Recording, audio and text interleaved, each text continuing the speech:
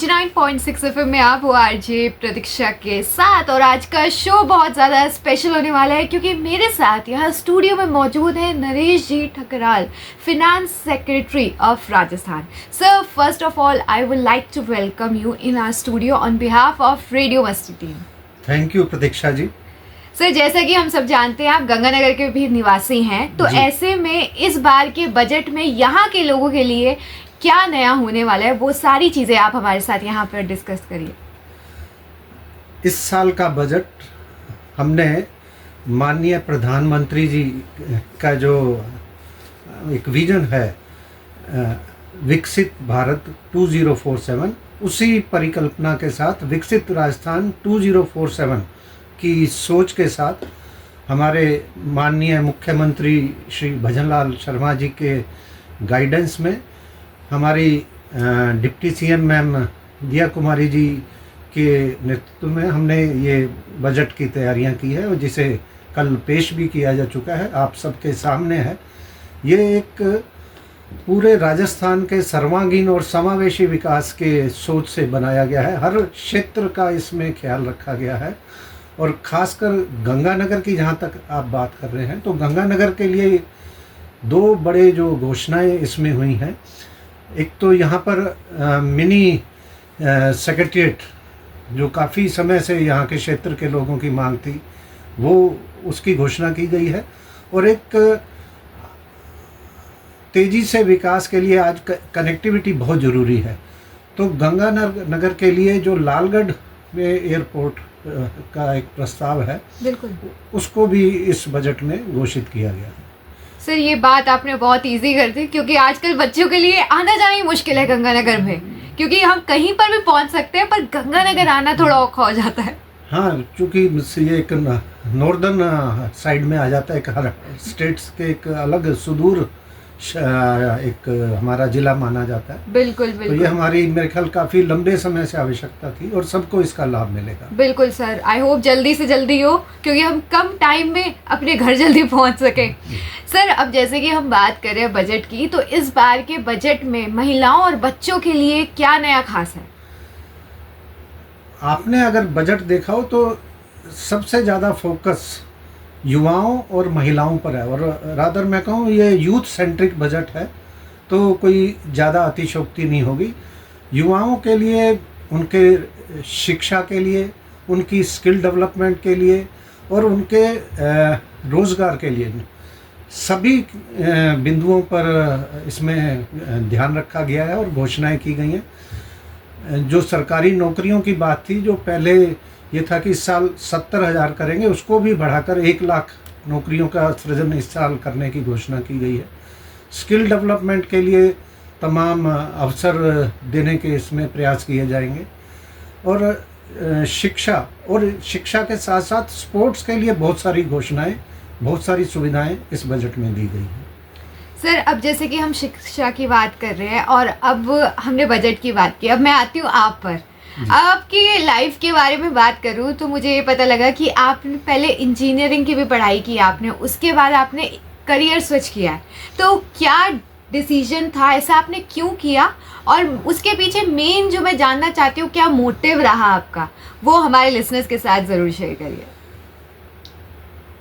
आपने सही कहा प्रतीक्षा जी, मैंने बीटेक सिविल किया है और उसके बाद मैंने पहले 91 में स्टेट पीएससी के थ्रू पीडब्ल्यूडी सर्विसेज ज्वाइन की थी। ग्रेट। और लगभग 25 साल की सर्विस मैंने स्टेट पीडब्ल्यूडी में की है एज एन इंजीनियर।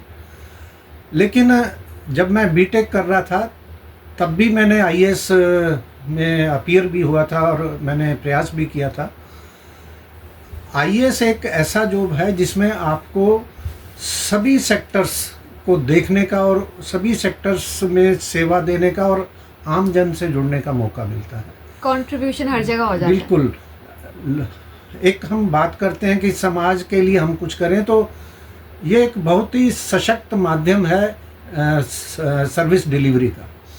तो 25 साल की सर्विस के बाद स्टेट सर्विसेज में प्रावधान है कि आईएएस में जो 2/3 डायरेक्ट एंट्री होती है डायरेक्ट सिलेक्शन होता है। रिमेनिंग जो 34% बचता है उसमें 30% राजस्थान एडमिनिस्ट्रेटिव सर्विसेज के लिए सीट रिजर्व है, कोटा है उनका। रिमेनिंग 3-4% का जो कोटा है, करीबन 11-12 सीट है, जो अदर स्टेट सर्विसेज हैं, गजटेड सर्विसेज हैं, उनसे ये सिलेक्शन होता है। तो ये मुझे मौका मिला और मेरा सौभाग्य रहा कि पहले ही प्रयास में मुझे 2014 में आईएएस में मेरा इंडक्शन हो गया। क्या बात है सर, क्या बात है। अब जैसे कि आपके आईएएस की बात की, अब मैं आप का यही सफ़र जानना चाहूँगी। जैसे कि हम जानते हैं आप सीकर और बूंदी में एज ए कलेक्टर भी अपॉइंट हुए थे, तो वहाँ का आपका जो एक्सपीरियंस था वो कैसा रहा? आईएएस में भी वैसे तो सारे ही पद महत्वपूर्ण हैं, लेकिन जो सबसे महत्वपूर्ण पद माना जाता है वो डिस्ट्रिक्ट कलेक्टर और फिर सेक्रेटरी लेवल, क्योंकि इनमें आप लोगों से सीधा जुड़ते हैं। आपको उनकी समस्याओं का फर्स्ट हैंड फीडबैक मिलता है और पूरा प्रशासन आपके साथ इस सर्विस डिलीवरी में आपके साथ होता है। मुझे 2014 के बाद पहले मैं सेक्रेटरी आरपीएससी रहा। 2016 में मैं कलेक्टर बूंदी नियुक्त हुआ। बूंदी कंपैरेटिवली एक छोटा ज़िला है। नए जो आईएएस जिनको कलेक्टर का जिम्मा दिया जाता है, जनरली उन्हें कुछ लाइटर डिस्ट्रिक्ट्स जिनमें बूंदी है वो दिया जाता है। बूंदी हाड़ौती क्षेत्र का ज़िला है।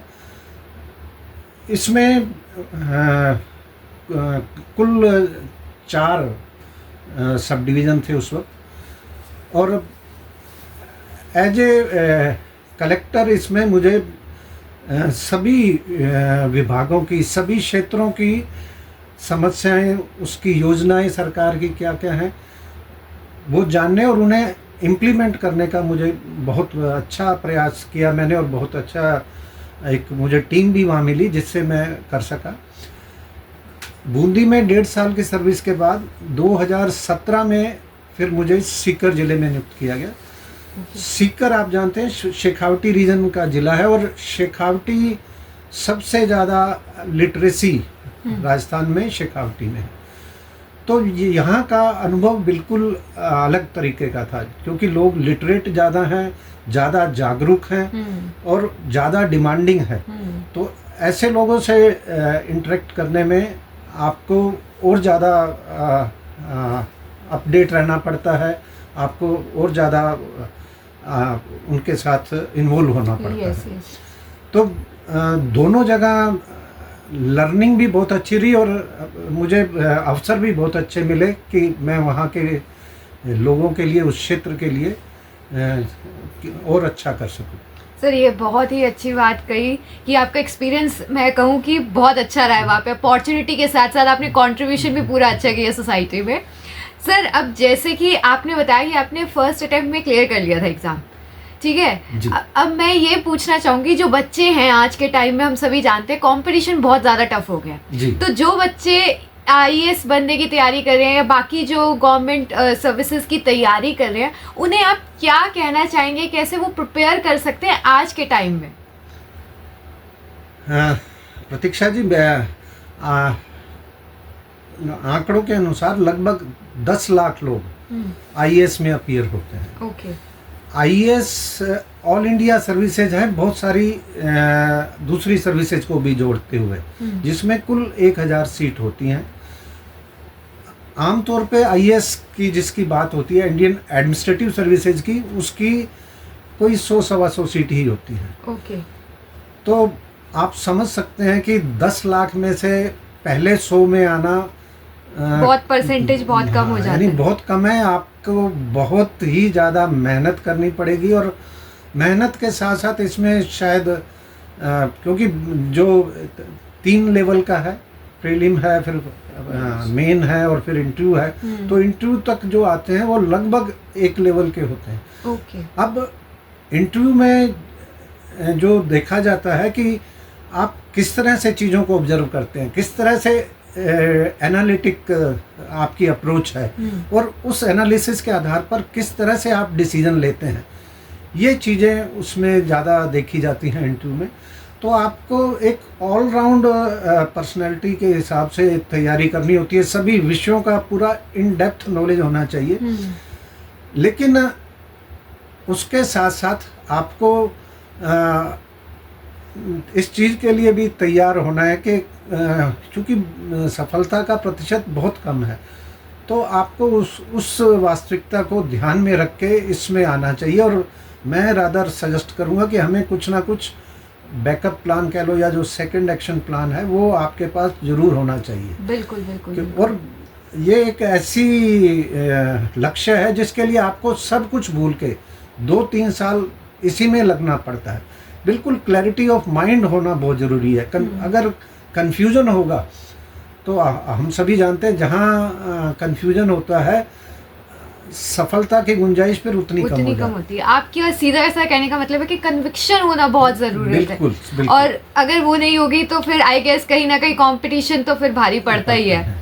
सर, अब जैसे कि हमने यूथ के बारे में बात की कि उन्हें कैसे एग्ज़ाम जो है करना चाहिए, अब मैं यही जानना चाहूँगी कि आप उन्हें क्या ऐसा मैसेज देना चाहेंगे हमारे रेडियो मस्ती की तरफ से? मैं यूथ के लिए एक ही बात कहना चाहूँगा कि देखिए, सफलता का मूल मंत्र मेहनत है। मेहनत का शॉर्टकट कहीं नहीं है। आजकल का यूथ, मैं प्रशासन में सब जगह देखता हूँ, जो लोग सर्विस में आ रहे हैं, बिजनेस में जा रहे हैं या अन्य क्षेत्रों में जा रहे हैं, वो एक्सपेक्ट करते हैं कि रातों रात आगे बढ़ जाएं। बिल्कुल। लेकिन ऐसा नहीं होता है। एक स्लो एंड स्टडी आप जिस भी रास्ते जा रहे हैं, धीरे धीरे आगे बढ़ते हैं, ग्रो करते हैं। तो मेहनत बहुत ज़रूरी है, लेकिन उसके साथ साथ कंसिस्टेंसी बहुत ज़रूरी है। आपको लगातार लगे रहना पड़ेगा। ये दो चीज़ों को ध्यान में रखकर अगर हम आगे बढ़ेंगे तो जो विवेकानंद जी का एक कोटेशन हम हमेशा सुनते हैं, अराइज अवेक एंड, तब तक आप आगे बढ़ते रहो जब तक सफलता नहीं मिल जाए। क्या बात, यही एक मैं सबसे मेरा एक रिक्वेस्ट होगी। बिल्कुल सही बोले सर। एक आखिरी सवाल जो भी मेरे मन में आया, जैसा कि आपने इतनी सारी चीज़ें बताई, कहते हैं कि फैमिली का सपोर्ट होना बहुत ज़रूरी है। जी बिल्कुल। अब मैं जानना चाहूँगी कि आपकी फैमिली ने आपको कितना सपोर्ट किया और उनका क्या कंट्रीब्यूशन रहा आपकी लाइफ में, क्योंकि आपने इतनी सारी चीज़ें अचीव कर ली हैं, तो इन सारी चीज़ों में उनका कैसे कंट्रीब्यूट रहते हैं और आप कैसे अपनी प्रोफेशनल पर्सनल लाइफ को मैनेज करके चलते हैं? देखिए, जब भी जीवन में आपको आपके प्रयासों से ज़्यादा रिजल्ट मिले तो निश्चित रूप से ये सिर्फ आपके प्रयासों का रिजल्ट नहीं है, ये ईश्वर का, बड़ों का ब्लेसिंग है, आपके आसपास के लोगों का उनकी गुड विशेस हैं। लेकिन इतने जिम्मेदारियों के पद पे जब आप जाते हैं तो आपको कहीं ना कहीं फैमिली लाइफ कंप्रोमाइज़ करनी पड़ती है, क्योंकि आपको बहुत ज़्यादा टाइम देना पड़ता है। आपको भूलना पड़ता है कि 10 बजे से 6 बजे की नौकरी करनी है, फिर वो 24 घंटे की नौकरी हो जाती है। तो ऐसे ही जिम्मेदारी आप तभी निभा सकते हैं जब आपको फैमिली सपोर्ट पूरी मिले। तो मैं बिल्कुल आज इस मंच से, इस मौके से मेरी फैमिली को भी धन्यवाद देना चाहूँगा कि उन्होंने मुझे इस जिम्मेदारी के लिए बिल्कुल फ्री छोड़ दिया। तभी जो कुछ भी मैं कर पाया हूँ शायद तभी कर पाया। वो कहते हैं ना कि समाज में अगर अच्छा करना है तो पीछे फैमिली एक वो पिलर बन के रहती है। कंट्रीब्यूशन उनका भी उतना ही होता है, चाहे वो बैक स्टेज ही रहे। जी बिल्कुल। सर, आपसे बातें करके मुझे बहुत अच्छा लगा और काफ़ी सारी चीज़ें हैं जो आपने शेयर भी की और बताई भी, और मेरे को आपकी लाइफ एक्सपीरियंस के बारे में भी जानने में बहुत ही मज़ा आया। So sir, thank you so much कि आपने अपना जो कीमती वक्त है वो हम लोगों को दिया। Thank you sir. Thank you Pratiksha ji. Same here, मुझे भी बहुत अच्छा लगा और आपके माध्यम से वापस गंगानगर के लोगों से मिलने का, उनसे इंटरेक्ट करने का मौका मिला। Thank you so much. Thank you sir. Stay tune only on 89.6 FM में आप हो आरजे प्रतीक्षा के साथ।